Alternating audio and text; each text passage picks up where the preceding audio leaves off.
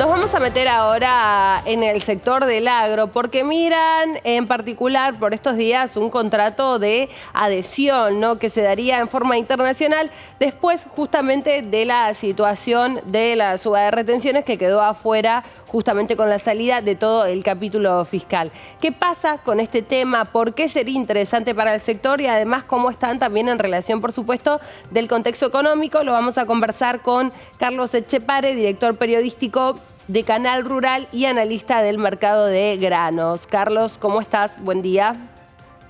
Hola, buenos días. ¿Cómo estás? Bien, bueno, contanos un poco, ¿no? Pareciera ser que el sector está bastante interesado en este convenio. ¿De qué se trata? A ver, en la Argentina hay una larga disputa desde hace muchísimo tiempo por el tema de lo que se denomina comúnmente una ley de semillas. Esto tiene que ver con la forma en que se pagan las semillas en la Argentina a diferencia del resto del mundo. En la Argentina tiene una historia, particularmente con la semilla de soja, que de alguna manera funcionó allá en la década del 90 como una especie de campo experimental para determinadas variedades. Eso hizo que la Argentina no tuviera en su momento demasiado, digamos, impacto la incorporación de nueva tecnología, porque la Argentina se usaba, te repito, como campo de experimentación. La soja funcionó muy bien, como todos sabemos, y entonces a partir de allí se generó el debate de, bueno, ¿cómo se paga esa tecnología? La Argentina tiene una ley de semillas que lamentablemente no funciona por la desidia del Estado en el control. Lo que ocurre habitualmente, que no pasa en otros países, es que muchos productores utilizan la semilla año a año sin comprar ni pagar la nueva tecnología que se le va incorporando. Pero esto, insisto, es una falta que, si tendríamos que buscar un responsable, es el Estado por la falta de control. Es como si vos no pagaras un impuesto, bueno, la FIP teóricamente te debería controlar. En el Claro. caso de la Argentina existen organismos que deberían controlar, pero bueno, por falta de recursos y demás no lo están haciendo. A partir de allí se genera todo el debate y ahora se pretende incorporar a la Argentina en un convenio internacional que, para la gente tenga claro, tiene determinadas regulaciones que perjudicaría a muchos productores que trabajan en norma, que trabajan en regla, y que tengamos en cuenta además que ese convenio internacional, que es la UPOP 91, no participan países como Brasil, no participan países como Uruguay, participan aquellos países súper desarrollados en donde están instalados los principales laboratorios y donde no tienen este tipo de problemas. Pero partamos de la base de que en la Argentina ya existe una ley de semillas que lamentablemente no se cumple. Entonces ahí está el debate. Un debate que sin duda debería darse mucho más profundamente, no se puede meter así por la ventana. Yo creo que ese es el principal problema que tiene esta intención del gobierno, porque evidentemente, te repito, perjudicaría a muchos productores, sobre todo teniendo en cuenta que el productor argentino no está en las mismas condiciones que el productor de otros países del mundo, a partir de que, por ejemplo, paga los famosos derechos de exportación, mientras que en otros países es subsidiados, y además que por otro lado tenemos el famoso cepo cambiario que sigue existiendo, el diferencial y demás. Entonces, cargarle en este momento un costo adicional, que de hecho el productor paga la semilla cuando la compra, parecería que no es la mejor forma de hacerlo. Así que veremos cómo sigue el debate, pero te repito, es un debate por demás interesante en donde, más allá de todo lo que se dice, por supuesto, cada uno defiende sus intereses. Obvio. Acá lo que habría que pensar es en el interés de un productor que sigue siendo castigado con normas que, en todo caso, buscan quitarle de alguna manera la poca o nula rentabilidad que hoy tiene. Carlos, en el caso de que Argentina adhiriera justamente a este convenio, quedaría absolutamente sin efecto la ley de semillas. O sea, no es que podrían tener una opción, en este caso los productores, para elegir adherirse, ¿no?, a este convenio, o directamente manejarse con la legislación que vos mencionabas.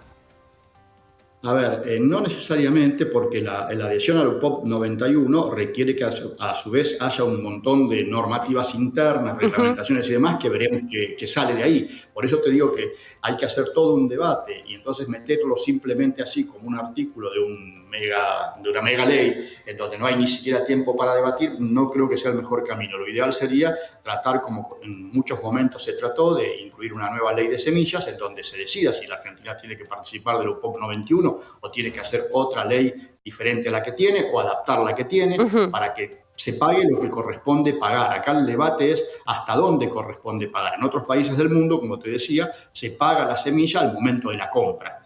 ¿Qué es lo que corresponde, por otro lado? Lo que ocurre es que esto en la Argentina no se da porque la semilla de soja es comparativamente a otros países más barata, pero fundamentalmente porque, insisto, hay que tener en cuenta que los costos de los productores argentinos son muy diferentes a los costos del resto del mundo, fundamentalmente por la presión impositiva que se viene soportando y que hace que si vos le cargas un costo más en este momento, además de precios en fuerte descenso en el mercado internacional, que también se refleja en el mercado local, lo va a hacer prácticamente inviable la producción. Ahora, también hay que tener claro que no se habla solamente de semilla de soja, es todas las semillas. Lo que pasa es que, claro, la soja es el principal negocio, ¿no?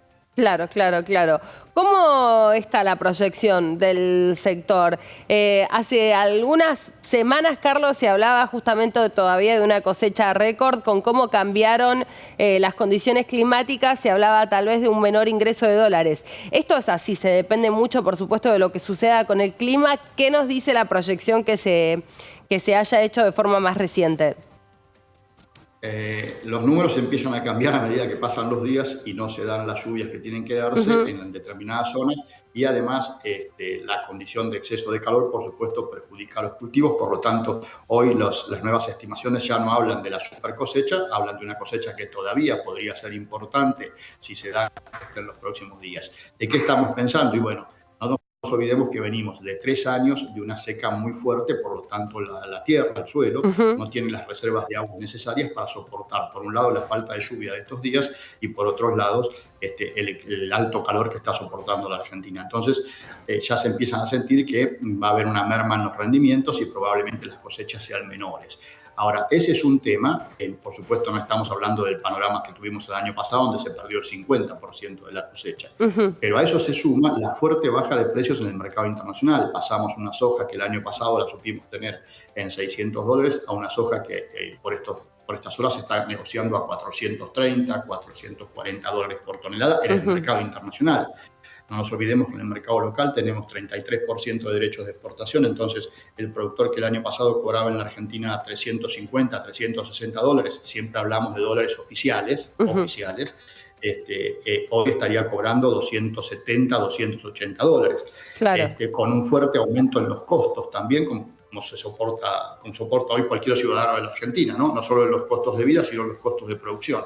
Por lo tanto, el panorama es bastante complicado para el productor, pero también se empieza a complicar para el país, porque habrás visto la cantidad de números que se hacían hablando del ingreso por exportaciones que íbamos a tener este año y que ahora, te diría, están bastante en duda, ¿no? Yo diría que a medida que pasan los días y no se concretan lluvias y los precios internacionales no se recuperan, la Argentina va a estar lejos de tener esos números que se manejaban hace un par de semanas atrás. Una última pregunta, Carlos, breve, antes de despedirte. Con este valor del dólar, ¿te parece que, vos decías recién, lo que ingresa es en dólar al oficial? Con este nivel de inflación, con el aumento de los costos, ¿te parece que ese número es competitivo para los productores? Es muy difícil, porque cada productor maneja sus números. Yo te diría que lo que hay que tener en cuenta es que cada que se produce una devaluación en la Argentina, la gente tiende a considerar que eso beneficia al campo. Y lo que hay que tener en cuenta es que el campo utiliza un montón de insumos importados y un montón de costos que van vinculados al dólar. Por lo tanto, no es tan así de que una devaluación beneficie al campo. Por otro lado, lo que tenemos que tener en cuenta es la presión impositiva y por otro lado que seguimos con cepo. Por lo tanto, cuando yo te hablo de que un productor argentino hoy vende la soja a 280 dólares, es mentira. En realidad son 280 dólares oficiales que no los conseguís en ningún lado. Vos no podés ir a una casa de cambio o un banco y a transformar esos pesos en dólares. Cuando te digo la soja de 280 dólares, en realidad te estoy diciendo que esa soja la está vendiendo mucho menos, la está vendiendo algo así como 200, 205 dólares, que es los dólares que pueden comprar. Y ahí los números la verdad es que no cierran y habrá que ver de qué manera el productor vende su mercadería para saber si la Argentina va a contar con los dólares a tiempo, ¿no? Carlos, te agradecemos mucho el contacto como siempre y que nos hayas